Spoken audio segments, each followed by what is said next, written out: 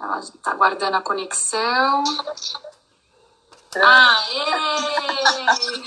Deu certo! Tudo bem? Que saudade, não? Que saudade, Ritinha.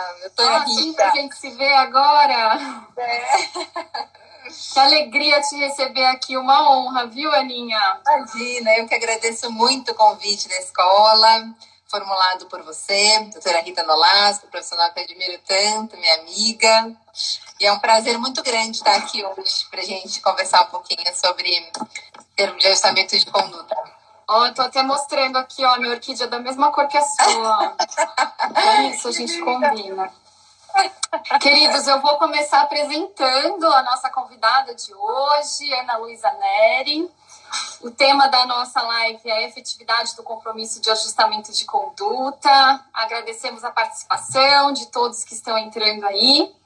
A doutora Ana, ela é advogada, mestre e doutora em Direitos Difusos e Coletivos pela Pontifícia Universidade Católica de São Paulo. Ela é diretora cultural do tradicional Instituto dos Advogados de São Paulo, IASP. É uma profunda estudiosa que tem buscado uma formação multidisciplinar. Assim, ela tem adquirido conhecimentos técnicos variados que têm potencializado a sua atuação acadêmica e profissional.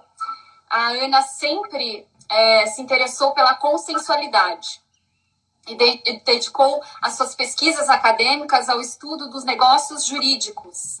Para o trabalho de conclusão de curso da Faculdade de Direito, que ela fez na PUC, ela escolheu o tema Função Social do Contrato, muito em voga à época que ela se formou, em virtude da sua inserção no Código Civil de 2002. Então, que tinha sido recém-lançado o Código Civil e estava muito em voga esse tema da função social do contrato. Depois, no mestrado, a Ana estudou o termo de ajustamento de conduta, que é o tema da nossa live de hoje, e ela deu um enfoque muito interessante, atribuindo ao Instituto uma perspectiva híbrida, não apenas de direito público, mas também de direito privado, com a natureza de negócio jurídico. É sobre essa perspectiva que a gente vai explorar hoje esse tema.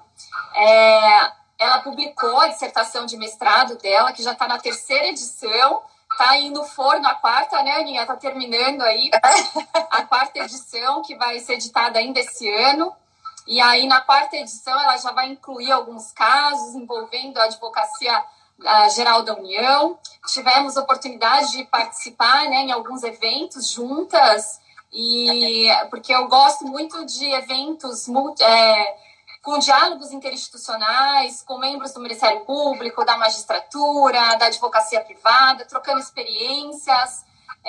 Eu creio que isso leva a uma reflexão, um debate muito mais rico, e nós já tivemos a oportunidade de contar com a doutora Ana na contribuição de alguns eventos, em que ela interagiu com colegas da Advocacia Geral da União, advogados da União que atuam em São Paulo, na 3ª região, e já houve essa troca de experiências, inclusive troca de e-mails e material para essa nova edição aí do livro dela. E no doutorado, a Ana se debruçou sobre um tema muito interessante, que é a arbitragem coletiva. Um instituto até então novo no nosso sistema, é um instituto que propõe a reunião de sistemas, né? O sistema arbitral, que se inicia por um negócio jurídico, porque as partes têm que chegar num acordo de não buscar a via jurisdicional do judiciário, mas buscar uma outra via adequada para a resolução dos seus conflitos. Então, a arbitragem começa, né, com o negócio jurídico, e também o sistema do processo coletivo. Então, a Ana reúne um livro também super interessante que ela publicou pela editora Revista dos Tribunais, que também já está preparando a 2ª edição, atualizada, incorporando aí reflexões sobre recente revolução que envolveu esse assunto, o direito societário, que também sairá esse ano. É isso, Aninha? Já vai ter 2 livros novos esse ano, aí, novas edições? Pois é, né? Na pandemia a gente se debruça nos estudos acadêmicos, né? Para poder aproveitar esse tempo maior, né, que a gente tem para estudar também. para colocar, né, as atualizações, porque a gente nunca tem tempo, né? Exatamente. E esse tema arbitragem coletiva, a Ana tem sido citada, inclusive, em artigos jurídicos publicados no Conjur, no Jota, porque é um tema que está em voga novamente, inclusive envolvendo a Advocacia Geral da União, recentes julgados do STJ a respeito da matéria. É um tema para uma outra live, né, Aninha? Ela já falou sobre esse tema no congresso que a gente realizou, também em parceria a Escola da AGU, CNJ, a Escola de Magistrados, sobre a arbitragem coletiva, mas ela vai ter oportunidade de falar sobre esse tema também. Mas hoje nós vamos falar dessa... Eu queria comentar antes, né, de começar a nossa live, que nesse caminho acadêmico, a Ana foi estudar mediação e psicanálise, buscando aí novas técnicas e novas ferramentas para aprimorar as formas de solução consensual dos conflitos. Que eu estava comentando que eu acho muito interessante essa formação interdisciplinar da Ana. Ela é mediadora, formada pela Escola de Direito da Fundação Getúlio Vargas, de São Paulo, com curso de mediação de conflitos do programa Negociação da Harvard Law School também. Ela esteve lá fazendo esse curso bem prático. E também ela está no último ano de formação em psicanálise, pelo Centro de Estudos Psicanalíticos de São Paulo. Então, ela está aí cada vez mais se apropriando de ferramentas que são extremamente úteis, né, para aprimorar a nossa atuação nessas negociações, né, Ana? É uma experiência muito interessante que você está adquirindo. E a Ana é assim, uma pessoa amável, super inteligente, super competente, sempre alto astral, sempre com esse sorriso lindo. Então é uma alegria a gente estar aqui juntas, conversando sobre um tema que você já estudou com tanta profundidade. Então eu queria que você começasse, Aninha, falando um pouquinho sobre o TAC. O que é o termo de ajustamento de conduta? Então, querida Rita e demais colegas, todos, vários amigos que eu estou vendo aqui que entraram na nossa live, queria agradecer muito a presença de vocês e dizer que é uma honra mesmo, um prazer estar aqui, Rita, conversando um pouquinho com vocês. Queria agradecer a Escola da Advocacia Geral da União e essa oportunidade. O termo de ajustamento de conduta é um instituto, né, que está incerto lá na Lei da Ação Civil Pública, no artigo 5º, parágrafo 6º, que ele surgiu nesse contexto de procurar alternativas, né, meios mais adequados para a solução de conflitos envolvendo direitos transindividuais, né, evitando, assim, o caminho da judicialização, que parece ser o caminho mais procurado por nós, advogados, que sempre parecemos buscar o judiciário como primeira porta, né, de entrada para a resolução dos nossos conflitos. E então foi nesse contexto, né, que o TAC surgiu dentro dessa lei eminentemente processual, né? E a finalidade primeira, né, do termo de ajustamento de conduta é que as partes possam, por meio de sua celebração, evitar ou reparar lesão a bem ou direito de natureza transindividual, né? E através desse instrumento, então, as partes podem alcançar o melhor caminho, né?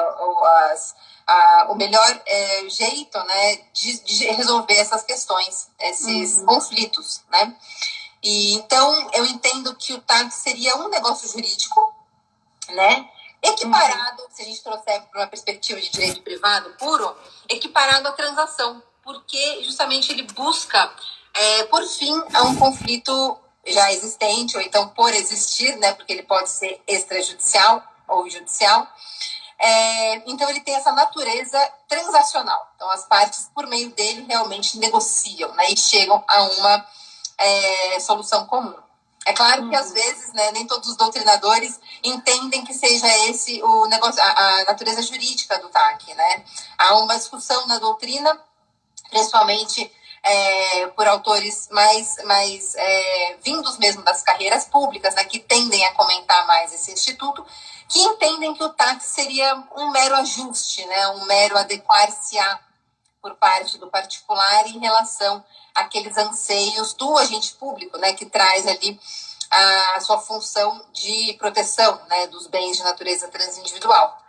Mas me parece que realmente não é um mero ajuste, não é um mero assinar, né, uma adesão meramente, né? Existe sim um aspecto negocial, transacional dentro do TAC, ou pelo menos assim devia ser, né?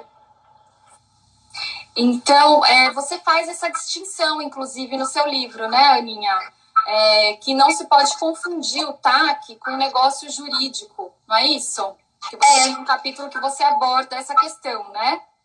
Na verdade, o negócio jurídico processual, ele é um pouquinho diferente do TAC, né? O TAC a gente pode considerar, né, como sendo um negócio jurídico per se, porque ele permite que as partes tenham essa liberdade para negociar, muito embora a gente esteja falando aí de direitos supostamente indisponíveis, né? Também uma categoria antiga, né, de definição dos direitos, né, como se eles pudessem ser divididos, assim, né? Para cá pode transacionar, os direitos individuais não poderiam. Me parece que a gente já superou um pouco essa dicotomia que me parece mais antiga, né? Mas o negócio jurídico processual, né, esse, né, que foi regulamentado agora, né, para os negócios atípicos pelo CPC de 2015, né, artigo 190 e seguintes, ele traz uma espécie de instrumento que vai racionalizar o processo, né? Um pouquinho diferente do termo de orçamento de conduta, cuja finalidade primordial é realmente resolver o conflito, né? Entra no mérito mesmo da questão. E o negócio jurídico processual, ele tem essa finalidade de fazer com que as partes possam discutir as regras do jogo, né? Então, na verdade, não entram tanto no mérito das questões, né? Expostas na lide, né? Pode até ser anterior ao próprio conflito judicializado, né? Pode ser um negócio jurídico que anteceda, né, a ação judicial. Então, aí tem essa semelhança com o TAC, porque o TAC pode ser extrajudicial, mas a finalidade deles é diferente, né?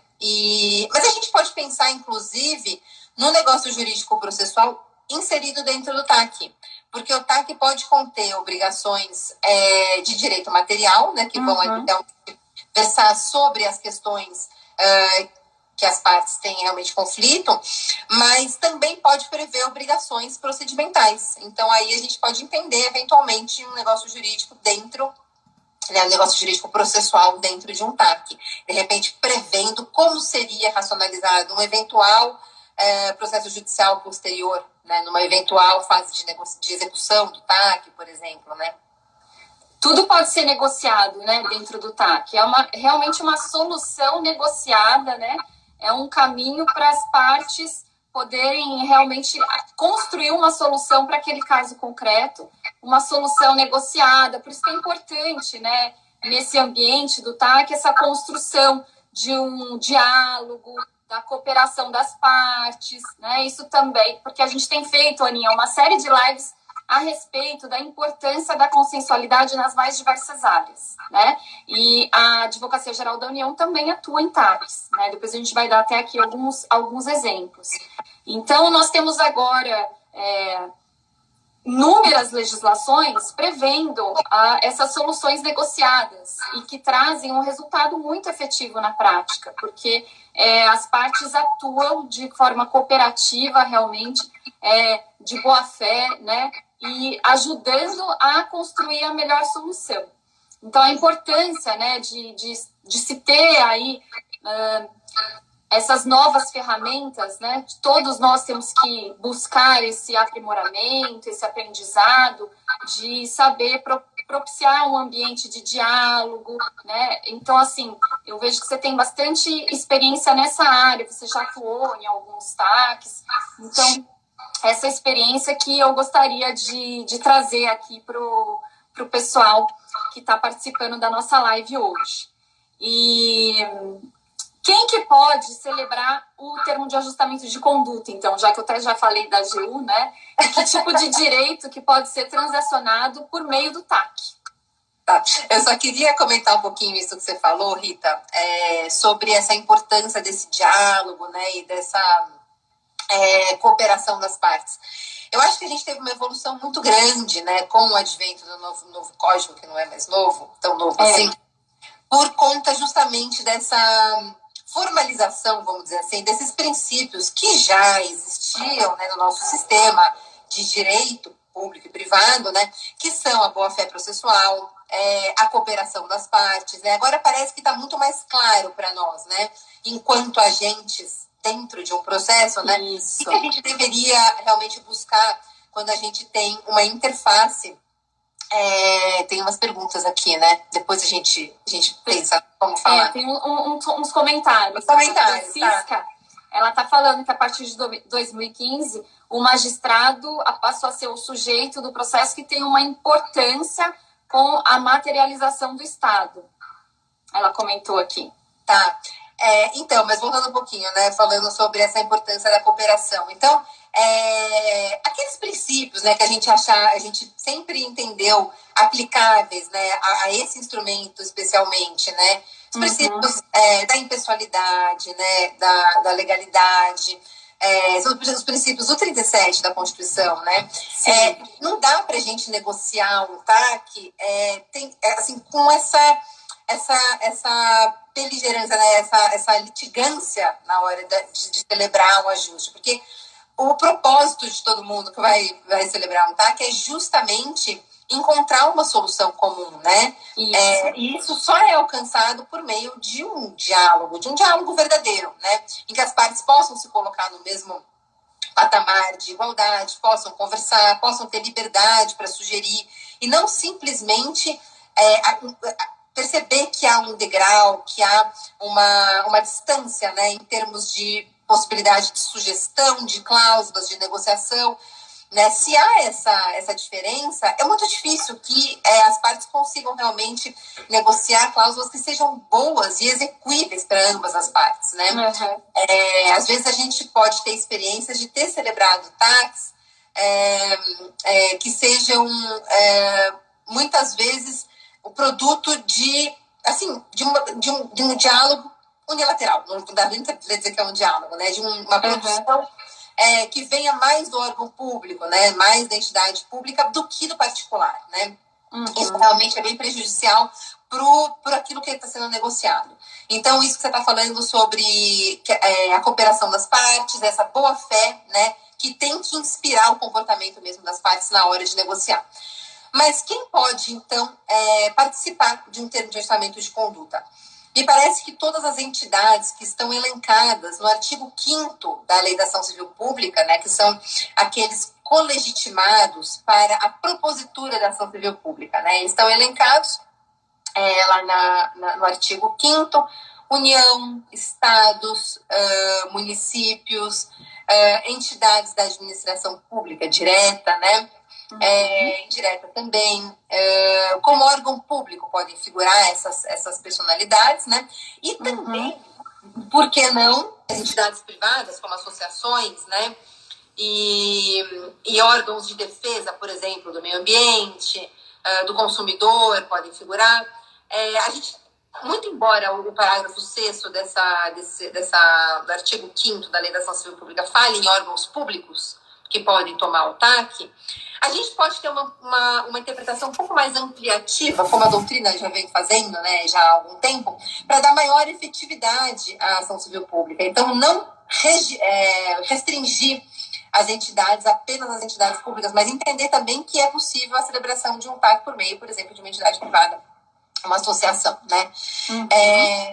Então, do lado público, vamos dizer assim, né, do agente tomador do ajuste, figurariam essas entidades, né, que nós acabamos de falar, e do outro lado, do interessado que vai tomar o TAC, a gente pode pensar nos entes privados e, por que não, nos públicos também, né? Então, empresas, mas os entes públicos também poluem, né? Também podem cometer violações a direitos transindividuais, então eles também podem figurar como partes no TAC.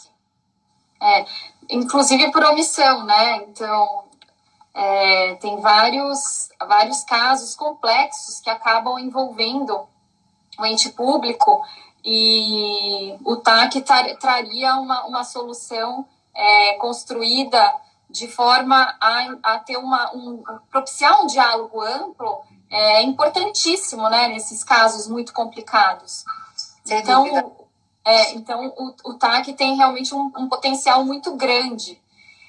A gente falou, né, quem pode celebrar o TAC e quando que pode ser celebrado o TAC. Eu acho importante a gente falar sobre isso também. Se a matéria estiver sub júdice, qual deve ser a abrangência dele? Porque às vezes a matéria já está sub júdice e aí que vem a oportunidade de realização do TAC. Então, eu queria falar sobre isso também. Então, a gente pode celebrar o TAC preventivamente. Então, antes de qualquer investigação, né, antes de inquérito civil, pode também ser no bojo de um inquérito civil, ou seja, TACs extrajudiciais, né? É possível a investigação de TAC dentro do processo, dentro da ação civil pública, né? E outras ações. Mas a gente não tem necessariamente uma obrigatoriedade, quando o TAC, por exemplo, é celebrado dentro de uma ação judicial, não há uma obrigatoriedade de que toda a matéria discutida na ação civil pública tenha que ser contemplada no TAC. Existe, às vezes, um entendimento por meio do órgão público, que é o ajuste, que é o tomador do ajuste, de que haveria essa necessidade, né? Então, tem 5 pedidos, né, na ação civil pública. Aí a parte se interessa, né, tem disponibilidade para discutir 2 temas, né? Dos 5 pedidos, né, ela tem disponibilidade de discutir 2 no TAC.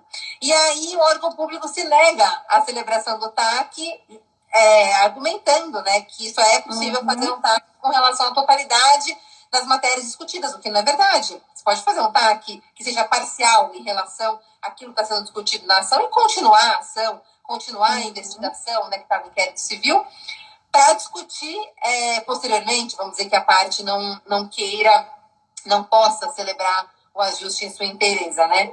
Então, realmente há uma liberdade aí, me parece, né, para as partes poderem alcançar a solução. Se a gente pensar que uma das questões discutidas na ação já possa ser resolvida por um ajuste, a gente já está saindo aí no lucro, né? É menos uma questão para ser decidida por um terceiro, né, que seria o juiz, né? É verdade. Eu queria agradecer a participação de muitos colegas que estão aqui nos assistindo, Paulo Mendes de Oliveira, o Rino, Caterina, o Richard, a Rosa Rodrigues, o Francisco Américo Brito, que está colocando vários comentários aqui, o Vitor, Ana Pérez, o Ilan, o Marco Peixoto, que é diretor da Escola da AGU na 5ª Região.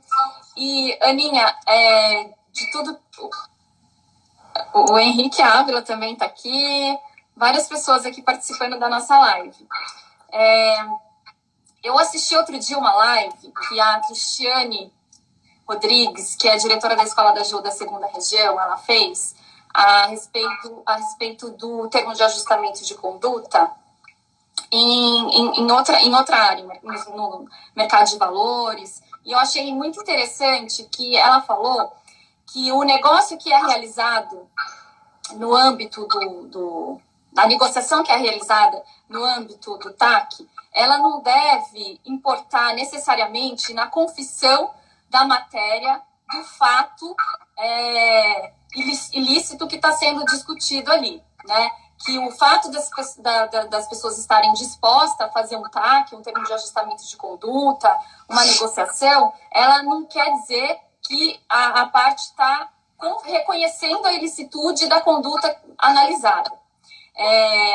São conflitos, né, transindividuais que podem relevar, que podem, através do TAC, ser do interesse público, inclusive, que haja, né, um ajustamento de conduta, que haja essa negociação. E isso é interessante de a gente colocar, né, mesmo quando envolve administração pública e tudo, que a negociação, as pessoas não precisam entrar na negociação com essa preocupação, né? Será que se eu negociar, então eu vou estar confessando que realmente eu sou responsável por aquela ilicitude. Então, achei muito bacana que ela falou que no âmbito do mercado de valores não existe esse preconceito, que eles já partem do princípio que a pessoa está de boa fé mesmo, está negociando para resolver, para ter uma solução mais adequada ali naquele caso, que não necessariamente a parte vai estar reconhecendo a ilicitude da conduta. E eu vejo que você tem essa visão também, que essa visão é importante, que todos que estão participando ali do TAC tenham essa visão, né, a respeito. Sem dúvida. Eu acho que essa premissa, né, de que a parte pode entrar dentro de uma negociação com o órgão público e pode fazer surgir no entendimento do órgão público essa autoria, né, vamos dizer assim, a respeito da lesão ou da ameaça de lesão a essa categoria de direitos, muitas vezes ameaça a própria celebração do negócio, né? Mas a gente precisa ter aí realmente um ambiente, né, que seja construído pelas partes um pouco imune a essa percepção, né? Porque acho que tem um pouco da responsabilidade do agente público também de trazer essa tranquilidade, porque embora a gente escreva isso, né, nos textos jurídicos e tal, é muito importante que as partes realmente que estejam negociando possam trazer esse ambiente de tranquilidade, principalmente em relação a isso, né? A gente que advoga para entes privados vê de perto bem essa situação, né? Então, muitos clientes nossos têm muito receio de celebrar ataques, porque eles nem sempre oferecem a segurança jurídica que as partes gostariam de contar, né, com ela, né?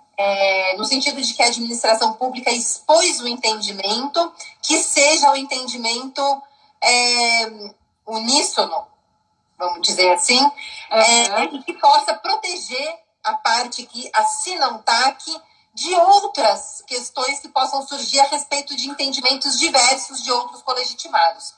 Tem uma pergunta que surgiu aqui, que eu estou lendo. Eu estou vendo aqui. Eu queria agradecer também a participação do professor André Malheiros e o João Galarani, né?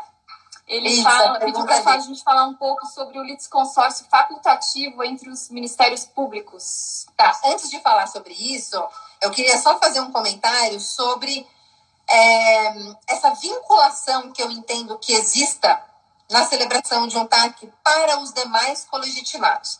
Me parece que uma vez celebrado o TAC com uma das entidades colegitimadas da Propositura da Ação Civil Pública, os outros colegitimados se vinculam àquele entendimento que foi, então, contemplado por meio do TAC já assinado. Né? Esse é o entendimento que nós defendemos, né, no nosso livro. Mas vamos dizer, então, que haja uma discordância, né, dentro do MP, que foi a pergunta do João, ou então entre outros colegitimados. Então, eu assino um TAC com a União, e aí o Ministério Público Federal discute esse entendimento exarado pela União naquele meu TAC anterior. E aí, como é que fica, né, para a parte que assinou o TAC? É uma situação realmente de bastante insegurança, né? Eu entendo que o ente colegitimado que discorde do TAC já assinado precisa motivar o seu descontentamento, né? Tem uma ilegalidade nesse TAC? Ele está aquém daquilo que um outro colegitimado gostaria de prever num eventual ajuste? Esses entendimentos, eles podem motivar um aditamento ao TAC já celebrado, podem motivar, eventualmente, até uma desconstituição do TAC celebrado. Vamos dizer que haja uma ilegalidade. O que não pode acontecer, que geralmente acontece? Simplesmente a desconsideração do TAC já celebrado por um outro ente colegitimado. Então, o Ministério Público, vamos dizer, não gosta, não concorda, tem realmente restrições a um TAC anteriormente celebrado, ele ajuiza uma ação civil pública direto, sem conversar com a parte, sem tentar um aditamento, sem tentar uma outra forma de resolução daquele TAC, né? Não dá para ser assim, né? O TAC que foi celebrado, ele tem efeito desde o dia em que ele é assinado, ele já é existente, válido, eficaz, a menos que haja uma desconstituição do TAC já assinado posteriormente a ele, né? Mas não dá para ter essa dissonância, né, entre os entendimentos da administração pública. Agora, vamos dizer, então, sobre o MP, né? Então, o João perguntou sobre esse litisconsórcio facultativo. Eu queria lembrar que a lei orgânica do Ministério Público prevê princípios da indivisibilidade e da unidade, né, do Ministério Público. Uhum. Então, a gente tem que entender que a instituição é una. Ela deveria ter um entendimento unificado a respeito de seus posicionamentos, né? E isso deveria ser feito interna corporis, né? Nós que estamos fora das instituições, estou falando do MP, mas poderia ser outra instituição, né? Nós não sabemos o que passa lá dentro. Nós só sabemos o que acontece quando um membro daquela instituição negocia com o nosso cliente, né? Uhum. Então, o que acontece? O ideal é que haja realmente uma comunicação dentro das organizações, das instituições, a respeito de como deve ser tratado tema A, tema B, né? Uhum. Para que quando a parte particular traga a sua questão para ser, então, discutida, né, por um dos membros, ele não encontre uma interpretação, por exemplo, isolada daquele membro, e aí depois vai ter que se haver com o que os outros, com o que a instituição pensa de forma majoritária, vamos dizer assim, né? Isso não deve ser depositado na conta do particular, é isso que eu quero dizer. O ideal é que a instituição realmente converse, tenha aí seus encontros. Estabeleça suas regras, né? Exatamente. E que possa, então, trazer um posicionamento mais uníssono para que a parte possa se sentir mais confortável e ter segurança jurídica depois do TAC celebrado. Para que ele não possa ser desconstituído, discutido posteriormente, né? A AGU faz isso por meio de portarias, tá, Aninha? Inclusive, as portarias são constantemente aprimoradas e alteradas. Só para você ter uma ideia, no dia 24 de janeiro de 2020, foi alterada uma portaria da AGU com relação à solicitação de TACs que tenham entidades federais como parte. Então, essa portaria estabelece os procedimentos para solicitação de autorização para a celebração de termos de ajustamento de conduta judicial ou extrajudicial, em que as autarquias e fundações públicas federais figuram como partes. Então, todo esse procedimento, inclusive de quem que a pessoa, né, com competência autorizada, né, para realizar o TAC junto às procuradorias federais e às autarquias e fundações públicas, é tudo regulamentado por meio de portaria também no âmbito da AGU.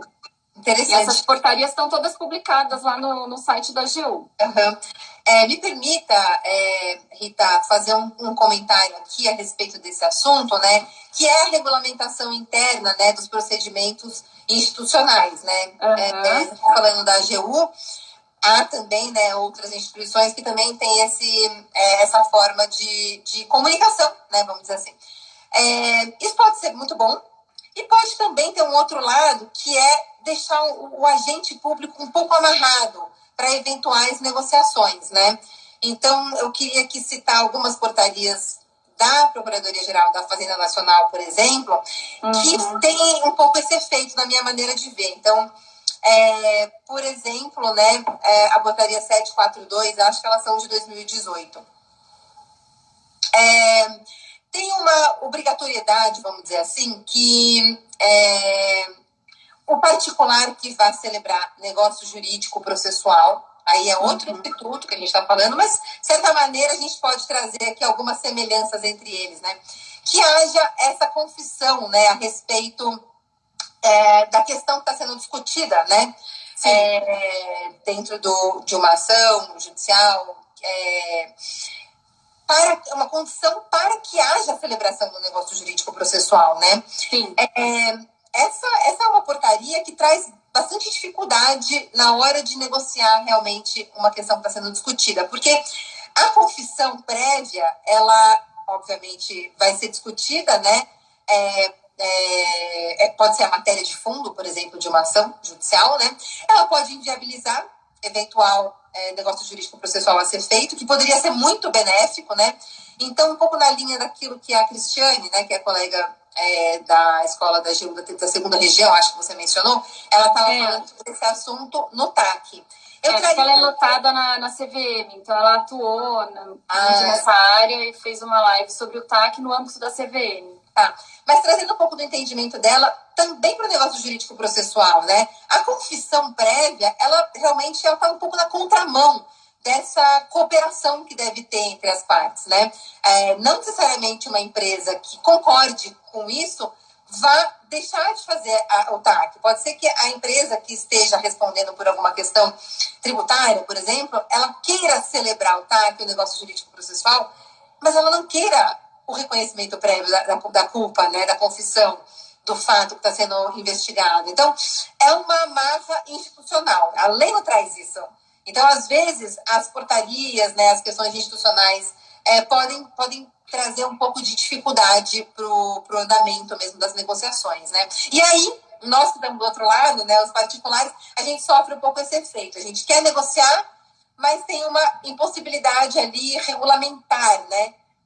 Do ente público, ele não tem muito como negociar com aquilo que foi trazido pela instituição, né? E aí fica uma inviabilidade dupla. E aí a gente acaba não fazendo a negociação e indo para o processo judicial, que deveria ser a última opção, né? Mas às vezes é a mais fácil, né? Tá vendo? A gente está falando de TAC e surge aqui o tema de negócio jurídico em matéria tributária.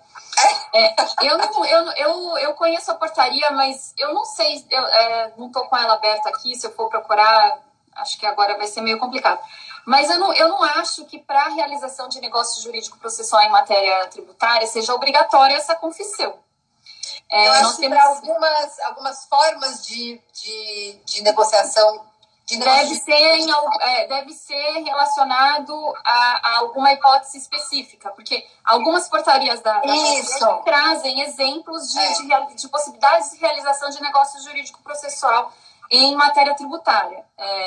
Então, traz lá a possibilidade das partes fazerem acordo com relação aos prazos processuais, né? A possibilidade de fazer a capitalização. Então, assim, o negócio jurídico também pode ser utilizado para combinar a respeito das garantias, oferecimento de mix de garantias que invertam a ordem prevista na lei de execução fiscal, a possibilidade de realização do negócio jurídico mesmo antes do ajuizamento da execução fiscal, e muitas possibilidades, muitas hipóteses relacionadas só ao procedimento. Inclusive, o Paulo Mendes, que está aqui nos acompanhando, ele é um profundo estudioso também do tema e tem realizado o negócio jurídico processual, inclusive quando o processo já está lá perante os tribunais superiores. Então, assim, hoje nós temos uma abertura muito grande para uma flexibilização realmente muito grande para adequar o procedimento de cobrança de forma que haja, né, um diálogo entre o fisco e o contribuinte, para que seja da melhor forma para ambas as partes. Interessa tanto para a Fazenda, que vai conseguir uma cobrança mais efetiva, mais rápida, muitas vezes mais econômica, e também vai conseguir obter a efetivação da cobrança, que é o nosso principal objetivo. E, por outro lado, principalmente nesse período de pandemia, esse é um tema que eu tenho falado bastante, que a gente tem propagado bastante, nesse período de pandemia que as empresas sofreram, né, tantos prejuízos e tantos danos em razão de ter que parar, né, as atividades, de ter que ficar sem produzir, sem ter capital de giro, enfim. Muitas empresas realmente, muitos setores econômicos, muitas empresas, muitas pessoas físicas também sofreram os efeitos da crise econômica, né? E aí a Procuradoria está atuando muito nessa área de oferecer a possibilidade de transação e também de negociação, especialmente nesse caso das garantias. E acho que não é obrigatório, não. Mas, assim, depois eu vou pegar essa portaria, vou ver especificamente aí. É um caso específico, Rita, você tem razão. É um caso específico. Para a gente esclarecer aqui, até para os contribuintes aí, que é interessante que os advogados tragam mesmo essas questões para a gente discutir, para a gente refletir, para ampliar a utilização do negócio jurídico processual, da transação, incentivar a consensualidade. Nossa ideia é incentivar a consensualidade, né? Porque a celebração de TAC também tem que ser incentivada. E tem muitos casos aqui, vou trazer um caso, tá? Que a ministra, a nossa ex-advogada da União, a ministra Grace, ela sempre falava, né, o acordo celebrado entre os poupadores, os brancos, que foi mediado pela AGU. Olha só, tá dando problema aqui na minha luz. Começou a piscar aqui. Deixa eu ver o que está acontecendo aqui. Bom, enfim. Foi mediado pela AGU em dezembro de 2017, que era um caso que realmente foi um caso histórico. Eu vou desligar a luz, peraí, Aninha. Pronto. Começou a piscar, acho que estava dando pane elétrica aqui. Que tinha inúmeros processos judiciais, né, nesse caso da poupança. E aí foi o maior acordo judicial da história, a celebração desse TAC, porque encerrou mais de 1 milhão de processos judiciais, contando com a mediação da AGU, tá, e a supervisão do Banco Central. Então, assim, a atuação da AGU em TACs é super importante. Tem muitos temas, tem muitos casos complexos, tem um potencial enorme de desjudicialização, que é algo que a gente realmente precisa aprimorar cada vez mais. Então, esse TAC, por exemplo, é histórico, né? E, então, a gente tem que se aprimorar e cada vez falar mais e refletir mais sobre o assunto, porque tem aí muitos caminhos para percorrer, muitos casos complexos para se solucionar. Com a Covid ainda, né, com esse período de pandemia, a gente sabe que a judicialização aumentou. Então, em relação à saúde, tem muitos outros temas aí que a gente pode vislumbrar a possibilidade de realização, né, de acordos, de TACs. Então, por isso que eu achei super importante a gente trazer esse tema e trazer você que estudou com tanta profundidade. Vou até já fazer uma outra pergunta aqui. Mas, assim, a respeito dos temas que você aborda no seu livro, você traz um capítulo super interessante em que você fala sobre a regulamentação de determinada questão, que às vezes ela pode vir depois, né? A regulamentação pela lei de uma determinada questão, ela pode vir depois de realizado o TAC. E aí, depois, quando acontece isso, né, que sobrevém uma lei que altera a regulamentação, depois de ter sido realizado o TAC, você acha que o ajuste permanece eficaz? Como que as partes devem proceder nesse caso? Então, muitas vezes a gente pode celebrar um TAC sobre alguma situação ainda não regulamentada, né, pela lei. Isso. E essa regulamentação ela pode ser superveniente, né? Pode vir depois. E aí ela fica incongruente com o TAC anteriormente celebrado, né? Então, às vezes, a gente tem essa dificuldade. O ideal é que a gente possa aditar o TAC, né? Porque essa lei pode ser uma causa superveniente de ineficácia ou invalidade do TAC, né? Então, se, por exemplo, discute, sei lá, a legalidade do objeto, né, que foi sobre o qual foi celebrado o TAC, né, se torna ilícito, por exemplo. Isso. Aí a gente está atacando realmente um elemento, um requisito de validade do TAC. E aí, então, realmente a lei pode ser uma causa superveniente de invalidade. E aí, nesse caso, o ideal seria, então, que as partes pudessem celebrar um aditamento para adequar o TAC anteriormente celebrado às novas regulamentações, né, que surgiram posteriormente. Às vezes não é possível fazer isso, né, por meio de uma conversa, por uma forma consensual. Então, aí as partes teriam que partir para a discussão dessa matéria judicialmente, né, por meio de uma ação anulatória, né, e buscar, então, a invalidade judicial, declaração judicial da invalidade do TAC. E também a gente pode pensar que a lei nova não vai retroagir, obviamente. Então, fica impossível, né, que o agente público possa apenar a parte por eventual questão que tenha sido, por algum eventual comportamento que tenha sido justamente em cumprimento ao TAC anteriormente celebrado, mas que seja agora ilegal, de repente por superveniência de uma lei, né? Então a gente está falando dos fatos a partir do advento da lei que sejam posteriores a ele, né? Não anteriores, né? Não que haja efeitos pretéritos, né? Retroativos, exatamente, para não trazer efeitos retroativos, né?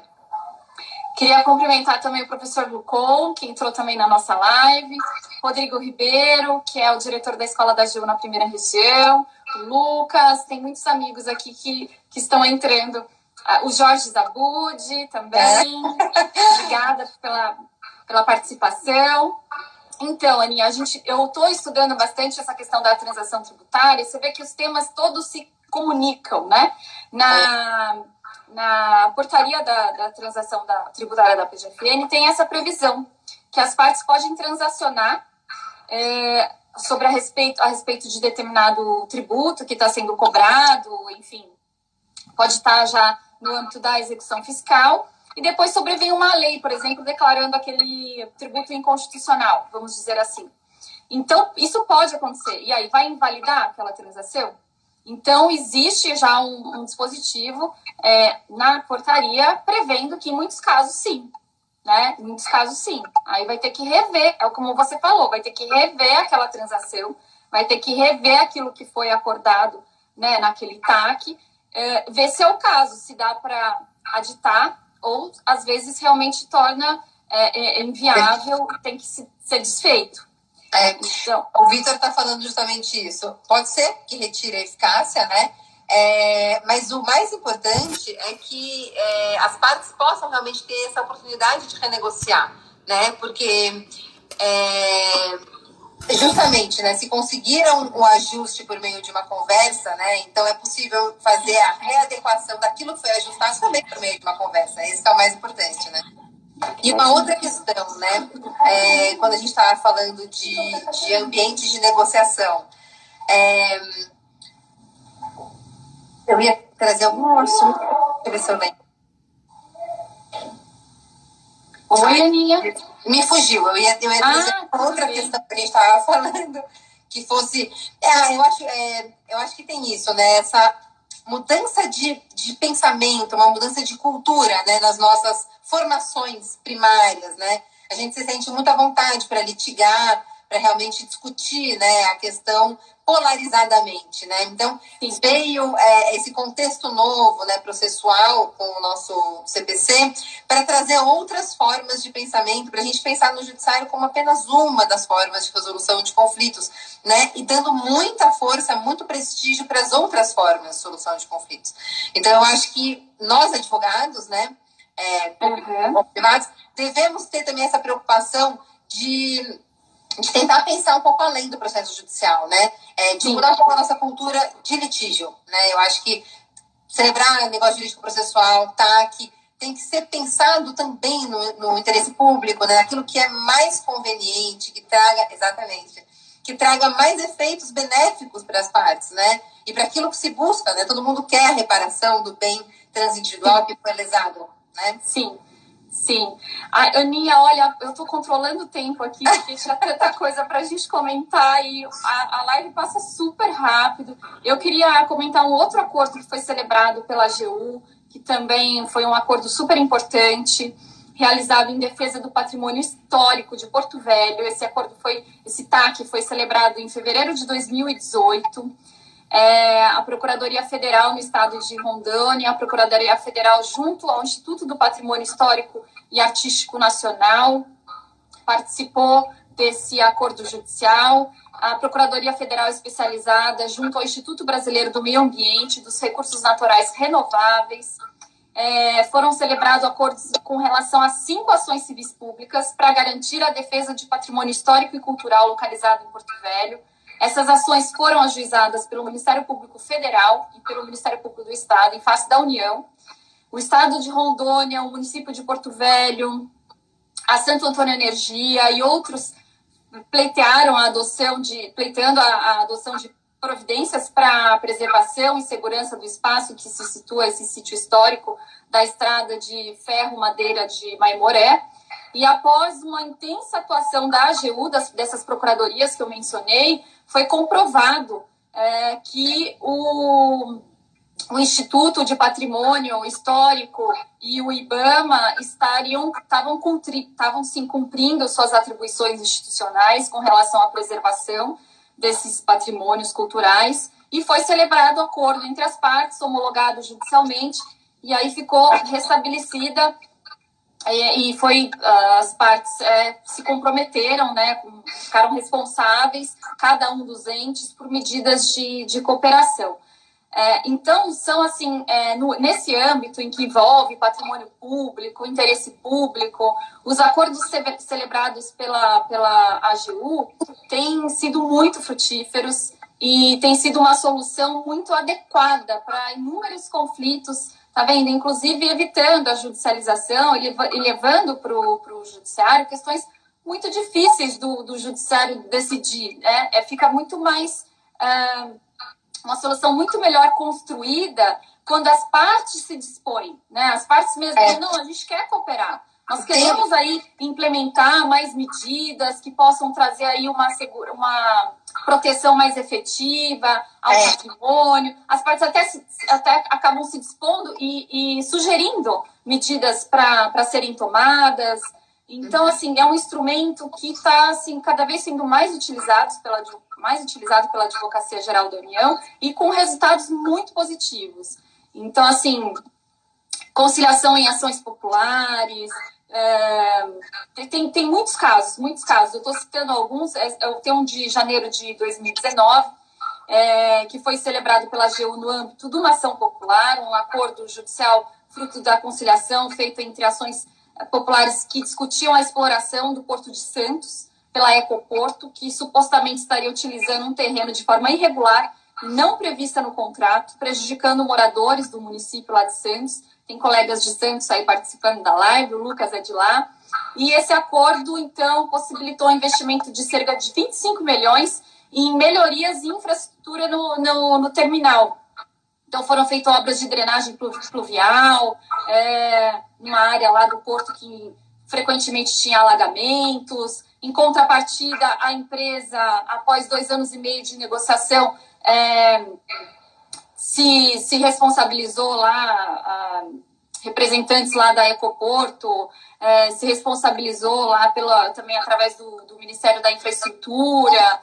Então, assim, tem muito sentido tudo que está sendo realizado no âmbito desses TACs. E deixa eu ver quantos minutos falta para terminar a nossa live. Falta 2 minutos. Deixa eu falar uma coisa. Fala aí, Aninha. Assim, sem dúvida, é a melhor forma, né? A forma construída pelas partes, por meio de um TAC, de um negócio jurídico processual. O problema é que dá muito trabalho. Dá muito trabalho. Fica tempão negociando. Exatamente. E durante esse tempo de negociação, precisa ter muita tranquilidade para não ter ânimos exaltados, para dar aquele ambiente de tranquilidade, para que as partes possam se manifestar sobre a conveniência ou não, a licitude, a legalidade, a execuibilidade das cláusulas que estão sendo negociadas.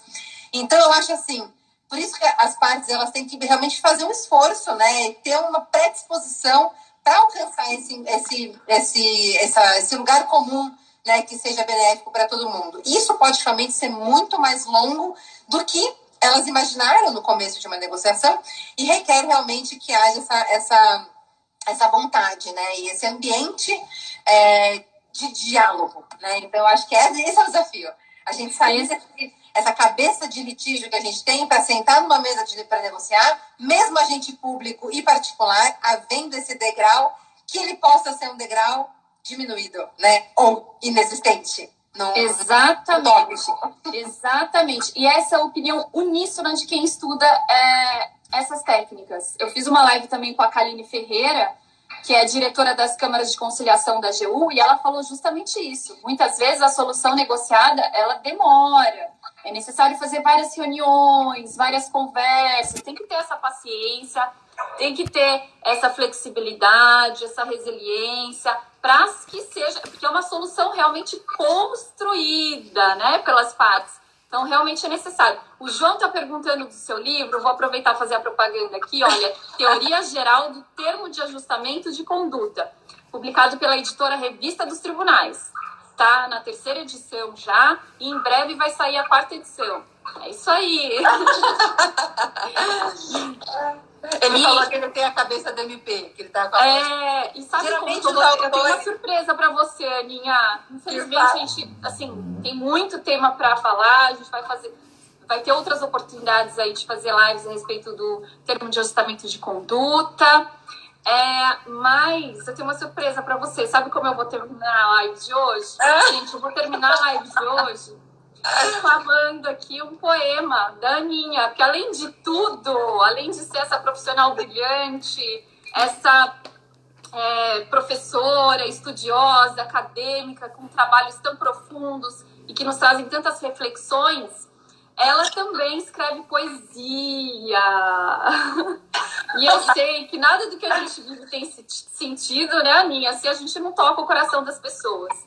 E a Aninha é essa amiga que sempre toca meu coração, sempre tem uma palavra que conforta, um silêncio que respeita, uma alegria que contagia.